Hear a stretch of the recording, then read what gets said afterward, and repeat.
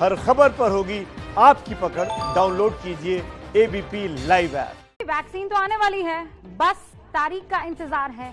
लेकिन हमें ये समझने की जरूरत है कि भाई जब तक वैक्सीन नहीं आती है हमें खुद को कोरोना से बचा कर रखना है। हमें हर वो सावधानी अपनानी है जो कोरोना से हमारी रक्षा कर सकती है। उसके बाद तो आप देख ही रहे हैं, ये इंजेक्शन लगा, वैक्सीन लगी और कोरोना ये जो वायरस है वो बर्स्ट हो जाएगा। दुर्भाग्य क्या है? दुर्भाग्य इस बात का है कि कई जगह पर अभी भी लापरवाही साफ तौर पर देखने को मिल रही है। दुर्भाग्य की बात यह है कि कई जगह अभी भी आप देखिए वो नहीं हो पा रहा है जो एक देश के नाते और देश के नागरिक के नाते हमारा एक दूसरे से एक्सपेक्टेशन हो सकता है। देखिए,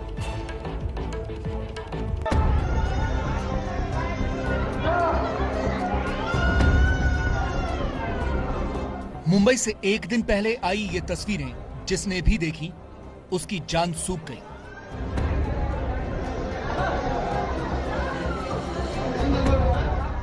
कोरोना के बढ़ते ग्राफ के साथ ऐसी भीड़भाड़ देखकर लोग इसलिए परेशान हो गए क्योंकि ये तस्वीरें एक बड़े खतरे का अलार्म बजा रही थी।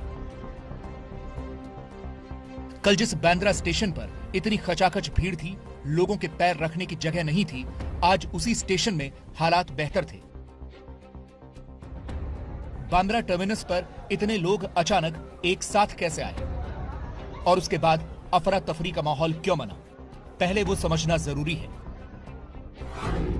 दरअसल हुआ ये कि कल यानी कि 25 नवंबर को 10 मिनट के अंतर में 2 ट्रेनें आ गईं। इन दोनों ट्रेनों से बांद्रा स्टेशन में 780 लोग उतरे। इसी बीच सैकड़ों और यात्री भी यहां पहुंचे थे जिन्हें ट्रेन पकड़नी थी। आने वाले सभी यात्रियों का रैपिड एंटीजन टेस्ट किया जा रहा था, जिसकी वजह से भीड़ इतनी जमा हुई कि अफरा तफरी मच गई। लेकिन आज उसी स्टेशन के हालात बिल्कुल अलग थे।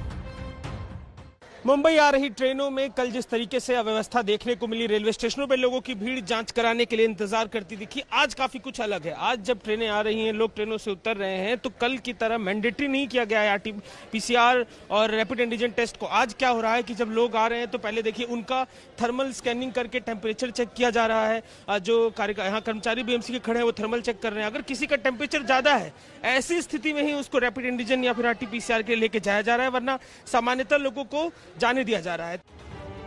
सवाल यह है कि जो नियम पहले बनाए गए, जो पाबंदी पहले लगाई गई, क्या उसे लागू करने के लिए कोई तैयारी नहीं की गई थी, कोई होमवर्क नहीं किया गया था? यह सवाल इसलिए क्योंकि अगर किसी ने बुखार की दवाई खाई है और उसका तापमान कुछ देर के लिए नियंत्रित है, तो फिर उसे कोरोना है या नहीं, यह कैसे पता चलेगा? देखिए, अभी एक परिवार आया है जिसका टेम्परेचर ज़्यादा है, जिसकी थर्मल स्कैनिंग के बाद टेम्परेचर ज़्यादा निकला है, तो इनके सैंपल्स लिए जा रहे हैं। यहाँ पर जो रैपिड एंटीजन और उसके अलावा आरटी-पीसीआर के तरीके से इनके सैंपल लिए जा रहे हैं, जांच करने के लिए रखा जा रहा है सैंपल को और छोड़ा जा रहा है। उसके अलावा आप देखिए जो लोग हैं वो निकल चुके हैं और अब ये जो ज़्यादा टेम्परेचर वाला एक पूरा परिवार था उसको रोककर उसका जो है सैंपल लेने की प्रक्रिया जारी है। तो ये एक नई कोशिश है, नया प्रयोग है। जो लोग दूसरे राज्यों से मुंबई आ रहे हैं उनके लिए क्या नियम कानून है वो तो आपने देख लिया, लेकिन खतरा तो मुंबई में चलने वाली लोकल ट्रेन में भी है, जिसके जरिए रोज लाखों लोग अपने काम पर जाते हैं। लोकल ट्रेन के क्या हालात हैं वो देखिए। कोरोना काल में लोकल ट्रेन में उमड़ती भीड़ को देखते हुए मध्य रेलवे द्वारा एक अभियान की शुरुआत की गई है और ये अभियान जो है 2 गज की दूरी यात्रियों में बेहद जरूरी करके इस अभियान को नाम दिया गया है। जो सीट्स हैं आप देख सकते हैं, यहाँ पर स्टिकर्स लगाए गए हैं, please do not sit here, कृपया यहाँ नहीं बैठे। जैसे कि आप देख सकते हैं कि हर यात्री के बीच में, अगर समझिए एक यात्री के तौर पर मैं यहाँ बैठती हूँ तो मेरे यहाँ पर कोई भी यात्री नहीं बैठेगा। जितना दूर रहेंगे उतना अपन अपने स्वास्थ्य के लिए अच्छे रखेंगे और प्लीज घर में जो भी है सुरक्षित रहे, ज्यादा से ज्यादा बाहर ना निकलो और मास्क पहने ज्यादा से ज्यादा। जो खुद जिम्मेदारी निभाएंगे वही इसका उनको ही उसको लाभ होगा। ये एहतियात इसलिए जरूरी है क्योंकि बिना इसके कोरोना से बचना संभव नहीं है। लेकिन सवाल यह है कि नियमों का पालन कितना सख्ती से करवाया जा रहा है। कोरोना वायरस से संक्रमित होने वाले लोगों की संख्या 92 लाख को पार कर चुकी है। पिछले 24 घंटों में 44,489 नए मामले सामने आए और 524 मरीजों की मौत हुई। स्वास्थ्य मंत्रालय की तरफ से जो आंकड़े जारी किए गए हैं उनके मुताबिक पिछले 24 घंटे में 61% नए मामले सिर्फ 6 राज्यों से आए हैं। ये राज्य हैं केरल, महाराष्ट्र, दिल्ली, पश्चिम बंगाल, राजस्थान और उत्तर प्रदेश। सबसे ज्यादा मामले केरल से सामने आए। केरल में पिछले 24 घंटे में 6,491 नए मामले आए। महाराष्ट्र में 6,159, दिल्ली में 5,246, पश्चिम बंगाल में 3,528, राजस्थान में 3,285 और उत्तर प्रदेश में 2,305 नए मामले सामने आए हैं। अगर एक्टिव केस की बात करें तो सबसे ज्यादा एक्टिव केस महाराष्ट्र में है। इसके बाद केरल, दिल्ली और राजस्थान में एक्टिव केसों की संख्या ज्यादा है। इस कोरोना से अगर अब तक हमें किसी ने बचा के रखा है तो वो डॉक्टर्स हैं। और आज इसी कोरोना ने एक योद्धा हमसे छीन लिया है। भोपाल में 27 साल के शुभम 28 दिन तक कोरोना से लड़ते रहे, लेकिन कोरोना से लड़ने के बाद वो हमें छोड़कर चले गए। उनके छोड़कर चले जाने से दुख तो आज भी होता है, लेकिन कई सारे सवाल आज की तारीख में खड़े होते हैं। और सवाल किस बात को लेकर है कि कोरोना की वैक्सीन तो आ जाएगी, लेकिन सिस्टम के उस ढुलमुल रवैये को लेकर बताइए कब तक इसी तरीके का मौन रहेगा। ये जो ढुलमुल रवैया है वो कब जाएगा?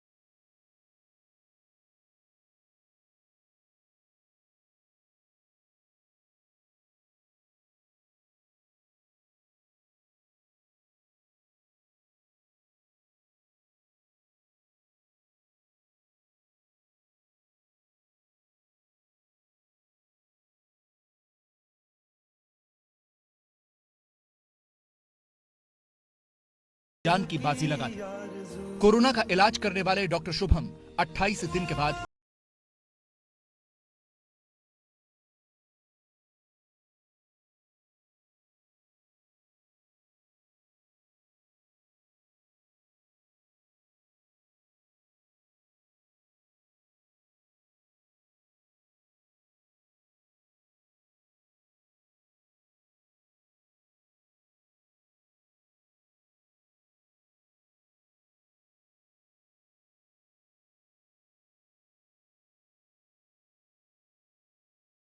सागर के बुंदेलखंड मेडिकल कॉलेज से ही इसी साल एमबीबीएस की डिग्री ली थी शुभम ने। देश में महामारी फैली तो पहली पोस्टिंग इसी कॉलेज में हुई। कोरोना के मरीजों का दिन रात इलाज किया, लेकिन 28 अक्टूबर को कोरोना से ग्रसित हो गए। हालात बिगड़े तो 10 नवंबर को भोपाल लाया गया। मजबूर होकर पिता को मदद की अपील करनी पड़ी। पिछले 48 घंटों से हमारा बेटा वेंटिलेटर पर जूझ रहा है और कोई सुधार नहीं हो रहा। उसका संक्रमण फेफड़ों का 90 से 95% तक पहुंच गया है। पहले प्रदेश के मुख्यमंत्री अन्य सभी जगह सरकारी मदद हेतु गुहार लगाई, परंतु आज तक मेरे पास कोई सहायता राशि नहीं मिली। सोशल मीडिया पर चली मुहिम के बाद सरकार जागी और 2 दिन पहले 1 करोड़ रुपए इलाज के लिए मंजूर भी हो गए। चेन्नई में फेफड़ों के इलाज का खर्च 30 लाख रुपए से ज्यादा का था। वहां से भोपाल टीम आ भी गई, लेकिन तब तक बहुत देर हो चुकी थी। परिवार का आरोप है कि जब हालत गंभीर हुई थी तब सरकार को सुध आई। जागी जब भैया वेंटिलेटर पे आ गए, जब एकदम क्रिटिकल कंडीशन हो गई तब मतलब पूछना शुरू किया है, वरना कोई पूछ ही नहीं रहा था। ये स्थिति है सर, मतलब डॉक्टर्स के साथ ऐसा ट्रीट हो रहा है सर, फिर आम आदमी तो कीड़े मकोड़े हैं। मतलब अब परिवार सागर कॉलेज में इलाज में लापरवाही का आरोप लगा रहा है। इंजेक्शन जो उन्हें लगने चाहिए थे स्टार्टिंग में, वो जब घर से कॉल गया उसके बाद लगाए गए हैं। उस टाइम नहीं लगाए इन लोगों ने जब उन्हें लग जाना चाहिए था। वो भी इसलिए डिले हुआ कि पेमेंट कौन करेगा। मतलब जो डॉक्टर आपके साथ काम कर रहा है, आप उसके साथ लापरवाही कर रहे हैं। तुरंत मतलब इंजेक्शन भी नहीं लगा सकते, पेमेंट तो कोई भी कर देता। एक्चुअली में जो उनके साथ कंडीशन हो रही थी कि एक भी बार सीटी स्कैन तक नहीं किया इन लोगों ने। सिस्टम की लापरवाही ने पहले एक डॉक्टर को मौत के दरवाजे तक पहुंचा दिया और फिर उसकी जान ले ली। अब सीएम शिवराज सिंह चौहान उन्हें भारत माता का सच्चा सपूत बता रहे हैं।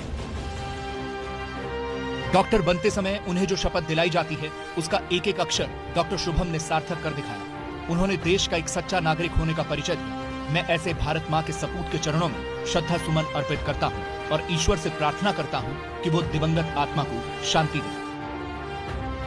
कोई मदद नहीं चाहिए, क्या करेंगे जब हमारा बेटा चला गया तो मदद की क्या बस किसके लिए मदद चाहिए हमको।